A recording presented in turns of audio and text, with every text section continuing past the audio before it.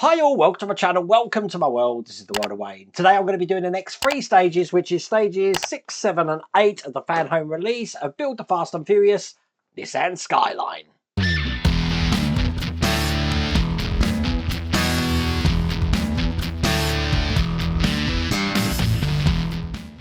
Really odd morning today. Today up here I had the Lotus 97T to build, pack 7, but unfortunately I've just realised I haven't got pack 6, so I can't get on with that one, so I had to quickly change everything, and today we're going to be doing the Nissan Skyline. Now I believe it looks like we're doing a lot of the suspension and calipers today, but if you do want to get this for yourself, and you have been following along, should I say, there is a link in the video description. There's also a QR code on the screen that you can scan and you can get this collection for yourself. So I'm going to open the box because I'm a bit all over the place at the moment, thinking I'm going to be building an F1 car, and see where we're up to. So without further ado, let's get cracking.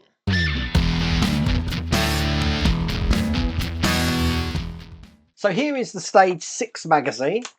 I don't even know if I do have to go back through my box of things that we've created, because today it looks like we are starting the engine block. Look, check this out. I thought that was brakes and suspension, but we're doing the engine block. Look at this. So I am going to have to bring up the engine block that we have been working on and add some parts to that. So by the end of it, it's looking just like that. And there you go. There's the engine block that we did in the last pack. So there's quite a lot of details in stage 6. So what I'm going to do is just separate the screws out. What I tend to do with these is keep everything in the vacuum pack if I can. It just makes things easier to work with. So first detail I need looks just like this.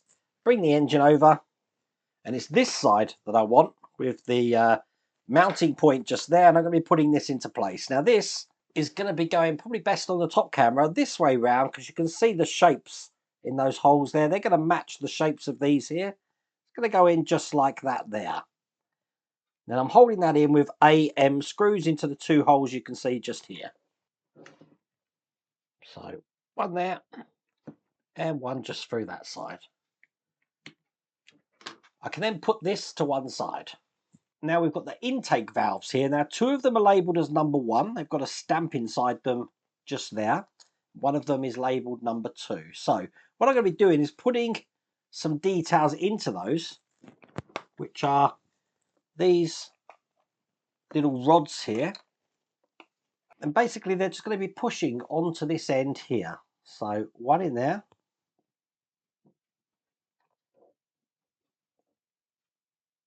One in this side. And then on the one that's stamped number 2, it's actually just going to go in the other side just here.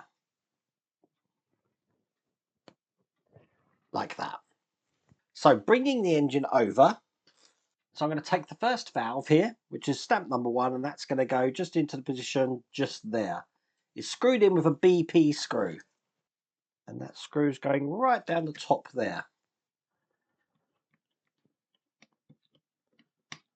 That's the first one in. Repeat that for the second one. Just going next to it. And that's stamped with a number 1 as well. All the rods must be facing forward, as you can see there. And then for the last one, which is the valve stamped number 2, that's just going to go in there. But it is still the same screw that we're putting in here, a BP screw. So the next thing I've got is the oil dipstick, looking like this. That's just going to go into the hole just at the top here. Probably best on the top camera. Hopefully you can see this just in here. Now I think I'm going to put this in with my tweezers, because I don't want to break this part. And it does fit quite comfortably in there, as you can see. Below it, I've got the alternator housing here. And that's just going to be going into the hole that you can probably see just there. It fits perfectly in there. It's going to be held in with an AM screw. It's quite a detailed engine already. Okay, we're going to create the other side of the alternator now, which means I need this part here and this bracket. And basically I'm going to take that little lug and just push it into the top here. So to attach this, I'm going to take the bracket and put it into the support hole just there. Line up the alternator as well, and just make sure that is flush to make one complete unit like that. Excellent. The next part I'm putting in is the oil filter. That's going to go into the hole just here. Sort of goes at an angle, so you can see how it's going to fit quite flush in there like that. The next thing to put in is the distributor cover here. That's just going to go over the top here, making sure that spindle down the bottom goes through this like that. It's held in with one AP screw there. Got that here, get that nice and tight, and then that piece is going to be fitted on the end. Lovely looking engine, isn't it? Look at that. Put that to one side. Going to start making the manifolds now. So the first thing I'm going to do is take this part of the manifold. This has got a D-shaped lug at the end. There's a hole here that's going to fit into. It can only go in one way, and it fits in just like that. Bring the engine over, and these little rods that I've got in here, I just want to ensure that they're pointing upwards like that, because I'm about to put this into the holes onto this section here. So push it in just like that, and then push it down. Perfect. Now to hold this in place, we've got these tiny KP screws, and there's 3 holes on this to put these in. So one here. That will ensure that that manifold is not coming out. I've got one at the other side, and there's one just off center here. Now this is the throttle valve here. Look at the detail on that. We haven't really got to do anything to this apart from add this tiny piece here into position, which is a small pin. It's going to go into the hole just at the top there. Let me put this in and show you what this looks like. It's in, it should look like that. Now this is going to be going on top of this piece here. I've made sure that these rods are still on top of this section, so I'm going to push that in. When this is in, I can still move those rods, just so you know. Now when that's in, we're now in a position to put these tiny MP screws here in place to hold these rods in. Now there is holes either side, so I'm just going to line them up. I've got an end screw here.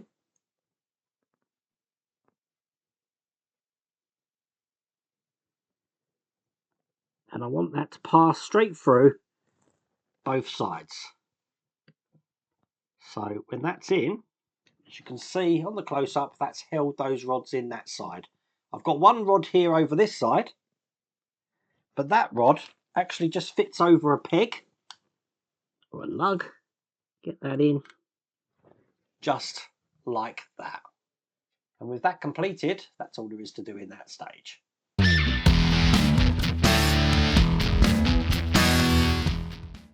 Here's the magazine for stage 7. Let's have a look through this. Okay.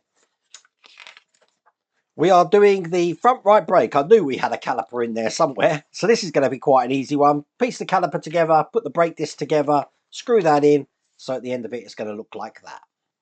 So everything I need is in there.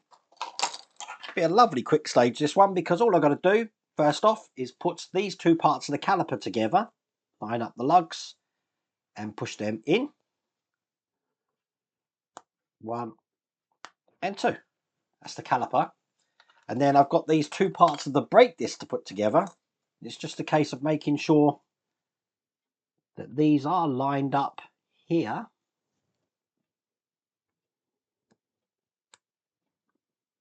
So that the screw holes also align in the middle. I'm holding them in with ZP screws that I've got here. So one that side and one that side. Told you that was a quick stage, because with both of those completed, that's all there is to do in that stage.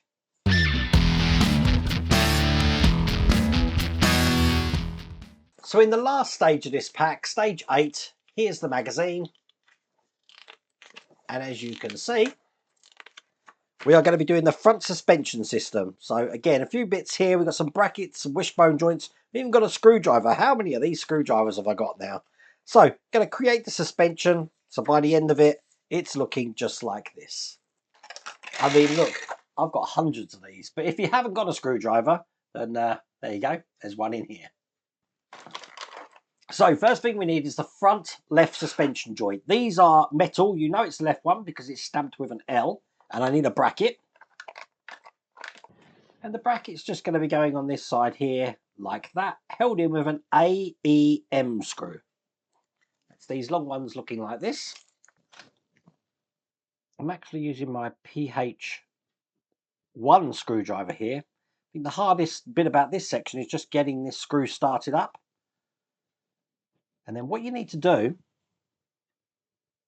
is ensure that it goes through the other side here without bending that metal up. In my case, I've used oil on this, as you can see, that's gone in perfect. I'm going to be putting another bracket just on the other side, and in the same way, get this screw started and screw that all the way through. And then I'll do this out of order of the instructions. I'm going to do the same on the other side. And there we go. That's 2 suspension arms with those brackets in. All I have to do then is bring the left one over, and that's going to be going on there like that. And the right one is going to be going over this side, just like that. And they're held in from the other side with CM screws.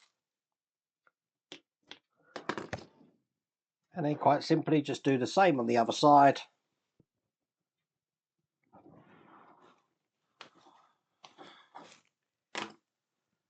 And with both of those in place, that's all there is to do in that stage. That's all there is to do in that pack, which means we've created this. We've created the brake disc and caliper, and we've also done quite a bit of detail on this side of the engine there. So that's the Nissan Skyline for another month. Once again, if you do want to get this for yourself, there's a link in the video description, and there's also a QR code on the screen. But hopefully you really like that video. If you did, please remember to give me a thumbs up. If you haven't subscribed already, please remember to subscribe. Other than that, take care.